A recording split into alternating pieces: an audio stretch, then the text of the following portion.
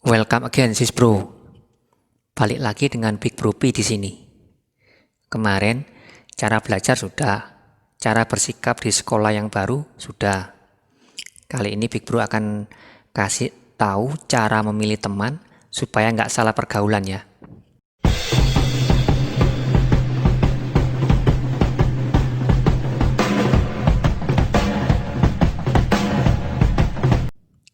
Oke, sebelumnya dipahami dulu. Jangan milih-milih dalam pertemanan ya. Apalagi milih-milihnya tanpa dasar. Seperti cuma karena sama warna kulit atau sama agamanya. Karena gak semua yang sama itu bisa jadi teman, atau semua yang beda terus dimusuhin. Terlebih lagi Big Bro gak suka orang yang rasis. Balik lagi ke sini. Intinya, semua orang boleh jadi teman. Nah, sekarang teman seperti apa yang wajib dekat atau malah harus jaga jarak? Karena punya teman sejati itu seperti harta yang tak bisa diganti.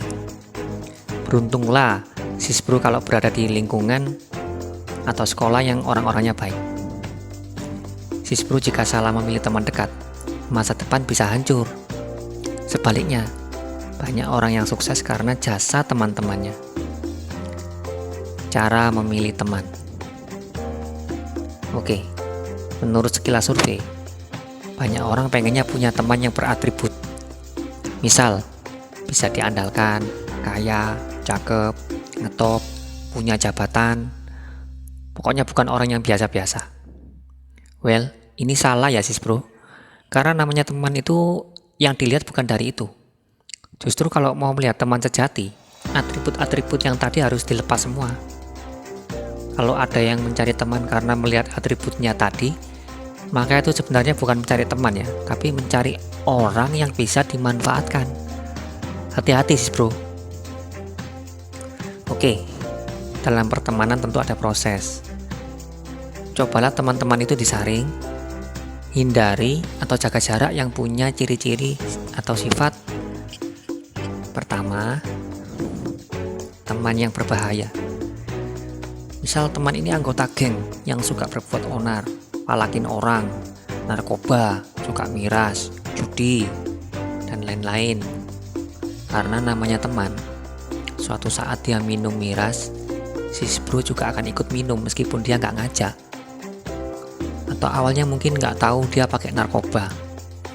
Tapi kalau sis bro sudah mulai paham ada temannya seperti itu, bisa mulai jaga jarak ya.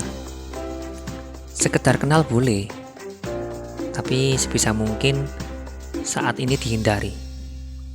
Mungkin di masa depan teman ini bisa berubah baik, tapi itu urusan nanti ya. Yang kedua, teman yang hanya memanfaatkan.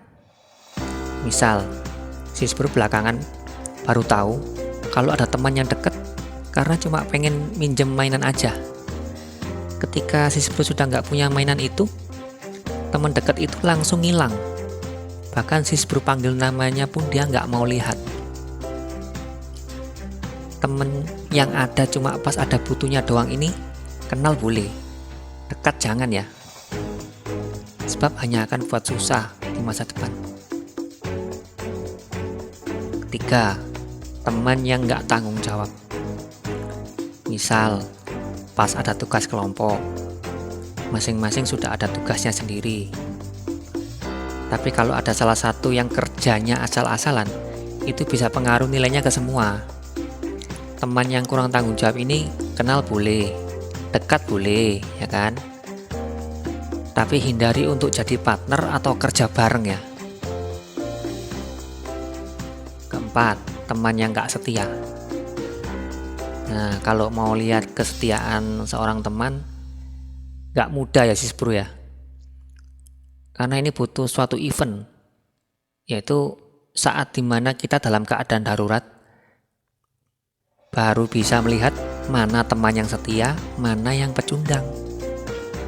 Misal, pas jalan bareng, tahu-tahu kita dipalakin orang. Dia tahu-tahu kabur duluan.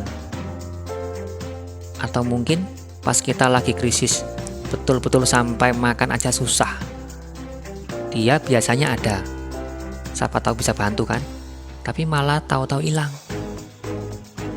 Jika belakangan sis bro baru tahu dia teman yang gak setia, kenal deket boleh, tapi sama dengan yang sebelumnya ya, hindari kerja bareng atau jadi partner. 5. Teman yang makan teman. Ini istilahnya itu musuh dalam selimut atau pengkhianat. Di antara semua, ini yang paling susah ya sis bro ya. Teman ini yang paling berbahaya, tapi susah dihindari karena memang nggak terlihat, dari luar kelihatannya baik. Misal, sis bro sudah rencanain bareng-bareng suatu kegiatan, ternyata ada musibah dan kegiatan itu jadi kacau.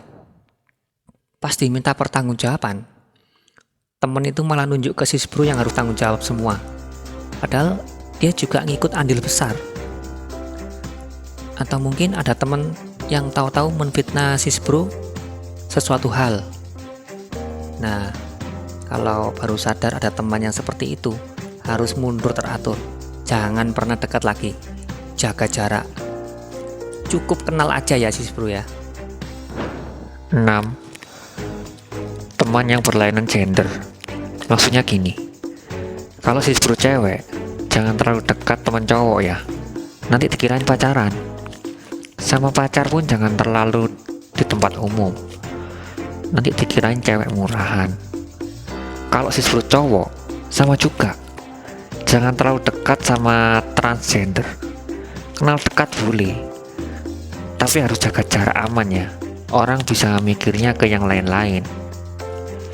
7. Teman yang berideologi fanatik. Sebaiknya jangan terlalu dekat ya sis bro. Orang yang terlalu fanatik biasanya memandang rendah orang lain yang berbeda pandangan atau kepercayaan. Mirip rasis. Ini penjelasannya agak panjang. Intinya adalah pandai-pandai kita bersikap ya. Oke, kayaknya udah cukup ya kali ini ya. Silakan komen, barangkali ada teman model lain lagi yang mesti diwaspadai. Jika bermanfaat, jangan lupa share and subscribe ya sis bro. To be continue di pelajaran selanjutnya. Semoga sis bro banyak belajar, Indonesia makin maju.